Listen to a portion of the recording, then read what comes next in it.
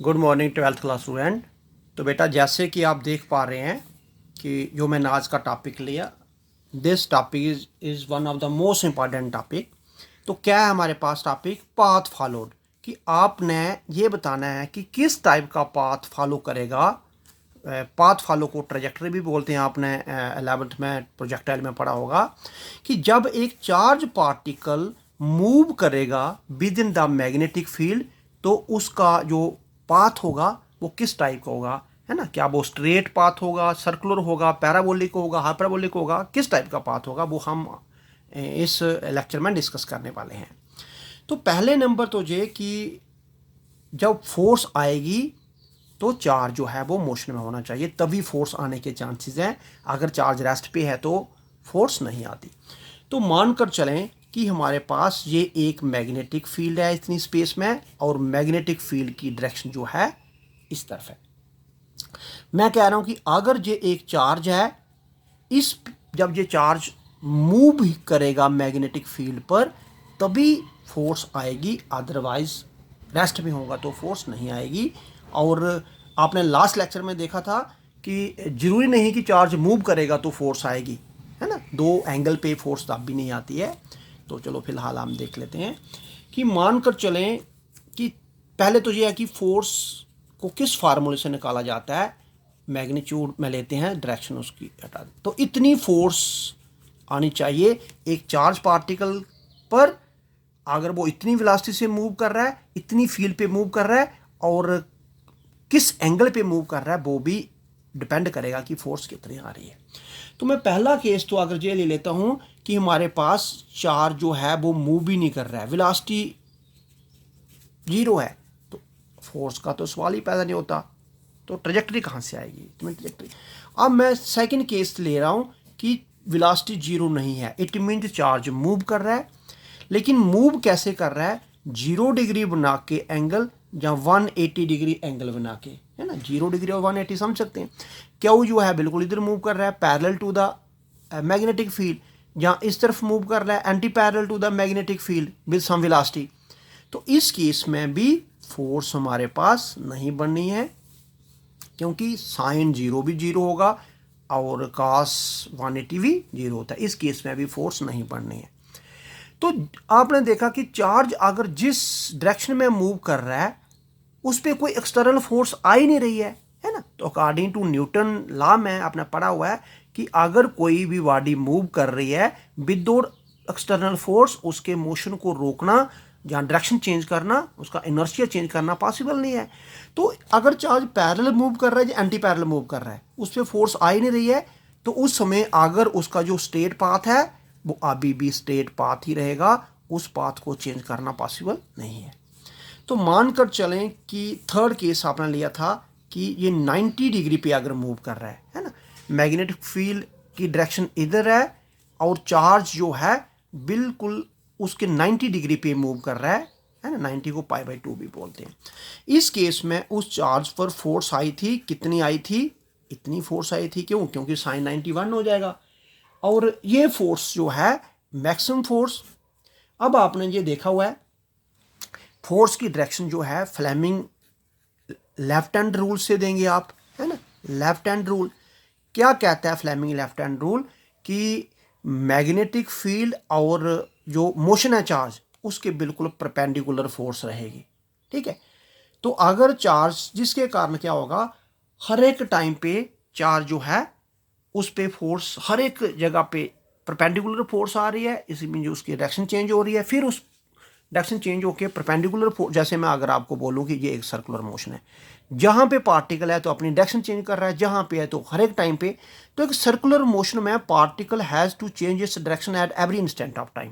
तो जहां पर भी जो फोर्स आ रही है हर एक टाइम पे वो फोर्स जो है उसको किस तरफ एक्सर्ट कर रही है, तो बिल्कुल हमारे पास मैग्नेटिक फील्ड और जो मोशन है उसके परपेंडिकुलर। तो वो उस इस केस में it will follows circular path, है ना। तो इस पॉइंट को आप याद रखें कि अगर charge perpendicular to the field move करता है विद सम वेलोसिटी तो it will follows circular path, है ना। अब सर्कुलर पाथ फॉलो कर रहा है तो अंडरस्टूड है कि without centripetal force circular path नहीं बनता। तो इसका मतलब हो गया उस पर एक और फोर्स अगर मैं सेंट्रीपेटल फोर्स के तरीके से निकाल रहा हूँ आर, जहाँ आर क्या है, जो भी सर्कुलर बनाया उसने उसकी रेडियस। तो एक ही चार्ज पार्टिकल पे ये दोनों फोर्स आ रही हैं, अगर मैं इनको कंपेयर कर लूँ तो ये बन जाएगा M B square upon R, एक इलास्टिक कैंसिल। इट मीन्स अगर मैं आर निकालना चाहूँ तो M B upon Q B. तो जहाँ से क्लियर हो रहा है कि एक चार्ज पार्टिकल पे जो फोर्स आनी है वो इस चीज़ पे सारी जो रेडियस बननी है वो इस चीज़ पे भी डिपेंड रहेगी, उस चार्ज पार्टिकल का मास कितना है ना, उस चार्ज पार्टिकल की वेलोसिटी कितनी है। और ये इन्वर्सली इस पे भी रहेगा कि उस चार्ज पार्टिकल का चार्ज कितना है और कितनी मैग्नेटिक फील्ड पे वो मूव कर रहा है। इन पॉइंट को दिमाग में रखिए, ऑब्जेक्टिव बनता है या कंसेप्ट प्रॉब्लम ये निकलती हैं, है ना। तो इसी तरीके से मान के चलिए कि आपको न्यूमेरिकल प्रॉब्लम आ रहा है कि एक इलेक्ट्रॉन और एक प्रोटॉन, है ना, ये दो चीज़ों की बात कर रहे हैं, मूव कर रहे हैं 90 degree with in the magnetic field. जब भी हम मैग्नेटिक फील्ड की बात कर रहे हैं इट मीन फिजिक्स में यूनिफॉर्म मैग्नेटिक फील्ड ही ली है, अदरवाइज रिजल्ट डिफरेंट स्टूडेंट्स के डिफरेंट आ सकते हैं। तो इलेक्ट्रॉन और प्रोटॉन 90 डिग्री पे एंटर किए मैग्नेटिक फील्ड पर, तो अंडरस्टूड है कि वो सर्कुलर पाथ तो बनाएंगे। अभी आपने ऊपर पढ़ा सर्कुलर पाथ जो आपने उसने बनाए उनकी रेडियस को कंपेयर करिए, कंपेयर देयर रेडियाई। लेकिन कुछ कंडीशनें दी हैं व्हेन जो उन दोनों पार्टिकल का है, अब उनकी बात हो रही है, दे मीन्स इलेक्ट्रॉन प्रोटॉन की, when they enter with same, पहला पॉइंट मैं ले लेता हूं सेम स्पीड से एंटर किए तब, दूसरा ले लेता हूं सेम मोमेंटम से एंटर किए तब, और तीसरा ले लेता हूं सेम काइनेटिक एनर्जी से एंटर किए तब उनके पाथ क्या रहेंगे। तो मैं सॉल्यूशन पहले क्वेश्चन फिर समझाता हूं। एक इलेक्ट्रॉन और एक प्रोटॉन, है ना, किसी वेलोसिटी से, अब ये अलग अलग क्वेश्चन में दिया गया इसकी सेम वेलोसिटी है, सेम मोमेंटम है। मान के चलो पहले केस ले लेता हूं कि सेम वेलोसिटी से मैग्नेटिक फील्ड पे 90 डिग्री पे एंटर कर रहे हैं, तो अंडरस्टूड है कि वो उनके सर्कुलर पाथ बनेंगे। उनके सर्कुलर पाथ जो बने उनके रेडियस को कंपेयर करो, बताइए इलेक्ट्रॉन का सर्कुलर पाथ बड़ा होगा या प्रोटॉन का बड़ा होगा, और किसका बड़ा होगा और कितना बड़ा होगा उससे कंपेयर करेंगे। तो रेडियस निकालने का फार्मूला तो आपके पास तो एक ही है, ये फार्मूला आप याद रखेंगे, है ना। इस केस में हमारे पास इलेक्ट्रॉन का चार्ज और प्रोटॉन का चार्ज बराबर होता है, इट मीन्स क्यू पे डिपेंड ही नहीं कर रही है रेडियस। सेम मैग्नेटिक फील्ड की बात हो रही है, इट मीन्स मैग्नेटिक फील्ड पे डिपेंड नहीं कर रही है। और आपने बोला सेम स्पीड से एंटर किया, इट मीन्स वेलोसिटी पे डिपेंड नहीं कर रहा है। तो इस केस में अगर वो डिपेंड कर रहा है सिर्फ और सिर्फ मास पे, है ना, इसका मतलब हो गया मास ऑफ प्रोटॉन जो है लगभग 2000 टाइम मास ऑफ इलेक्ट्रॉन होता है। तो अगर मैं इसी फार्मूले से बना लूँ R E divide by R P, और जहाँ mass of electron divide by mass of proton आएगा, तो R E divide by R P, mass of electron को मैं एम ई रखता हूँ और प्रोटॉन के मास को इलेक्ट्रॉन के मास से कंपेयर करके लिखता हूँ, ये कैंसिल हो जाएगा, इट मीन 1। इसका मतलब हो गया इलेक्ट्रॉन की रेडियस और प्रोटॉन की रेडियस में 1:2000 का फर्क आएगा, कि प्रोटॉन जो है वो 2000 टाइम्स ज़्यादा सर्कुलर की रेडियस बनाएगा, इलेक्ट्रॉन की रेडियस से 2000 टाइम ज़्यादा रेडियस का सर्कल बनाएगा, राइट। अगर मैं यही चीज़ जो है सेकंड इस पे बात कर रहा हूँ, सेम स्पीड के बाद सेम मोमेंटम की अगर मैं बात करूं तो देखो उस समय क्या होगा। तो सेकंड मैं ले रहा हूं कि अगर वो एंटर कर रहे हैं विद सेम मोमेंटम, ये आ गया। तो रेडियस निकालने का तो फार्मूला यही है, mb/qb, है ना। तो फिलहाल जहाँ पे फिर इलेक्ट्रॉन और प्रोटॉन की बात है, क्यू को छोड़ सकते हो आप, इसे छोड़ सकते हो। अब mb ही मोमेंटम होगा, आपने बोला मोमेंट भी सेम है ना। तो इसका मतलब हो गया इलेक्ट्रॉन की रेडियस और प्रोटॉन की रेडियस जो है दोनों ही बराबर आएंगी, तो 1:1 का आंसर हो जाएगा।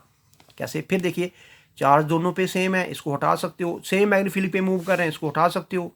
आपने बोला मोमेंटम सेम है, इसका मतलब हो गया प्रोटॉन का मास ज़्यादा है तो उसकी वेलोसिटी ऑटोमेटिकली कम हो जाएगी, और इलेक्ट्रॉन का मास कम है तो उसकी वेलोसिटी ज़्यादा है, क्योंकि मोमेंटम सेम है। तो सेम रेडियस जो है वो मूव करेंगे, सेम रेडियस का उस पर आ जाएगा। थर्ड केस में ले रहा हूँ कि मानकर चलिए कि सेम काइनेटिक एनर्जी है उनकी, तो फिर देखिए ये हमारे पास mb/qb, तो हमें किसी तरीके से, इसमें तो एनर्जी है नहीं, तो हमें किसी तरीके से काइनेटिक एनर्जी का फार्मूला बनाना होगा। आपने पढ़ा हुआ है कि हमारे पास p मोमेंटम जो है √2me होता है ना। तो इसका मीनिंग हो गया कि आप मोमेंटम की जगह पे 2me जो है वो लिख सकते हैं, वो सारी ये। तो इस समय आप इस फार्मूलों को लेके चलेंगे तो आप रेडियस को आराम से कंपेयर कर सकते हैं। आपने बोला कि सेम काइनेटिक एनर्जी, तो आप काइनेटिक एनर्जी को हटा दीजिए, तो इसमें √2 की वैल्यू सेम, लेकिन मास अलग होने से m √ में रखिए। चार्ज उनका सेम है, सेम फील्ड है, तो आप ये सारी वैल्यू सेम, इट मीन्स सिर्फ मास पे डिपेंड करेगी वो भी। तो इसी को मैं बोलूँ radius of the electron, radius of the proton, दोनों का √ में एक ही ले लेता हूँ, mass of electron, mass of proton, right. अब मास ऑफ इलेक्ट्रॉन तो ठीक है, मास ऑफ प्रोटॉन जो है 2000 time mass of electron, it means ये, तो आप RE/RP, तो 1 ऑलमोस्ट हम 2000 का जो है वो √ निकाल देंगे, 42 टाइम आ जाएगा हमारे पास। तो ये चीज़ आप इस तरीके से आप रेडियस को कंपेयर कर सकते हैं। तो इसी टाइप का बेटा मैं एक और क्वेश्चन ले लेता हूँ। इस बार मैं क्या कंपेयर करना चाहता हूँ, प्रोटॉन एंड अल्फा पार्टिकल को कंपेयर करना चाहता हूँ, है ना, प्रोटॉन और अल्फा पार्टिकल। तो उस समय हमारे पास मान के चलिए कि सेम वेलोसिटी से वो एंटर कर रहे हैं, तो कंपेयर देयर रेडियाई, है ना। तो फिर मैं फार्मूला जर्नल तो यही कहता है, ये देखिए, आप सेम वेलोसिटी इट मीन इसे छोड़ सकते हो, सेम फील्ड पे है इट मीन इसे छोड़ सकते हो। तो आर जो है, मास और चार्ज डिफरेंट होते हैं दोनों के, है ना, इसलिए आप इस फार्मूले को रख सकते हैं। अगर मैंने क्या किया, इसको RE, तो ये ME/QE हो जाएगा। अगर डिवाइड बाई R अल्फा करूँगा तो ये ME/QE ऊपर, जब इसे अल्फा करूँगा तो अंडरस्टूड है Q अल्फा ऊपर चला जाएगा और मास अल्फा नीचे आ जाएगा।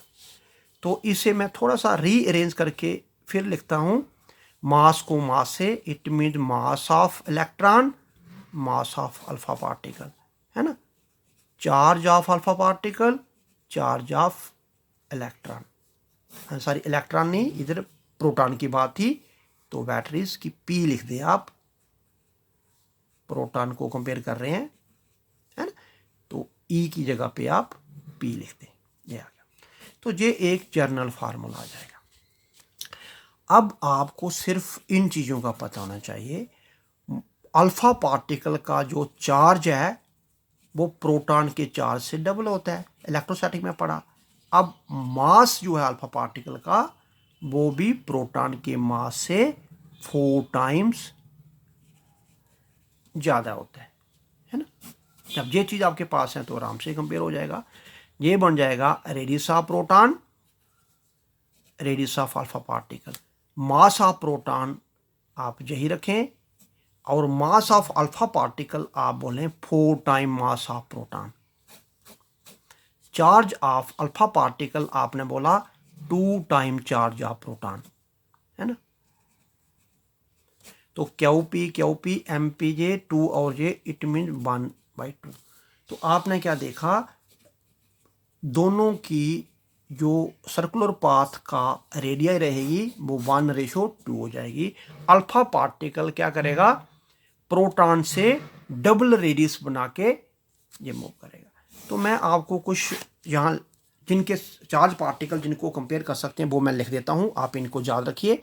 तो पहला इलेक्ट्रॉन, दूसरा प्रोटॉन, अल्फा पार्टिकल और जिसे ड्यूट्रॉन भी बोलते हैं, DEUTRON, जैसे केमिस्ट्री में ड्यूटेरियम भी बोलते हैं। ज़्यादातर यही चार्ज पार्टिकल हैं जिनको आप कंपेयर करने के लिए दिया जाता है। तो मैं अगर मास की बात करूं तो इसका मास जो है ME, इसका मास जो है MP, इसका मास जो है M अल्फा, इसका मास जो है MT। अगर हम मास के बाद चार्ज की बात करें तो इसका चार्ज जो है QE, इसके चार्ज को QP बोले, इसके चार्ज को Q अल्फा बोले, इसके चार्ज को QD बोले आप, है ना। तो आप किससे कंपेयर किसी को कर सकते हैं, है ना। ये इसका आप सबसे पहले ये तीनों के तीनों जो है ना ये पॉजिटिव चार्ज होते हैं। तो जब भी कंपेयर करना होगा तो पॉजिटिव चार्ज को पॉजिटिव चार्ज की करें, और इलेक्ट्रॉन की जब भी बात आएगी तो प्रोटॉन के साथ आएगी। और इलेक्ट्रॉन प्रोटॉन का चार्ज बराबर है, मास 2000 टाइम है ये, तो इसलिए हम इनकी बात करते हैं। तो मैं मास ऑफ अल्फा पार्टिकल को अगर प्रोटॉन से कंपेयर करना होगा तो प्रोटॉन के मास से वो 4 टाइम ज़्यादा है, ठीक है। लेकिन अगर अल्फा पार्टिकल के मास को मैं ड्यूट्रॉन से कंपेयर करना होगा तो ड्यूट्रॉन के मास से वो 2 टाइम ज़्यादा है, राइट। लेकिन अगर मैं चार्ज को कंपेयर करूंगा तो चार्ज ऑफ अल्फा पार्टिकल तो 2 टाइम चार्ज ऑफ प्रोटॉन से ज़्यादा है, ठीक है। तो लेकिन charge of alpha particle 2 time charge of proton से ज़्यादा है, और बिल्कुल इतना ही ज़्यादा ड्यूट्रॉन से भी है। और चार्ज ऑफ प्रोटॉन और चार्ज ऑफ ड्यूट्रॉन को आप इक्वल ही मान के चलते हैं। सिर्फ चार्ज ऑफ प्रोटॉन और चार्ज ऑफ ड्यूट्रॉन में क्या है 1H1 बेसिकली आइसोटोप्स तो हाइड्रोजन के ही हैं ये, है ना, जिसमें सिर्फ मास में फिर भी फ़र्क है लेकिन चार्ज में कोई फ़र्क नहीं है। आप इस डाटा को दिमाग में रखेंगे तो कोई भी किसी भी चार्ज पार्टिकल को अगर कंपेयर करना बोला गया होगा तो आप कंपेयर कर सकते हैं। Thank you very much.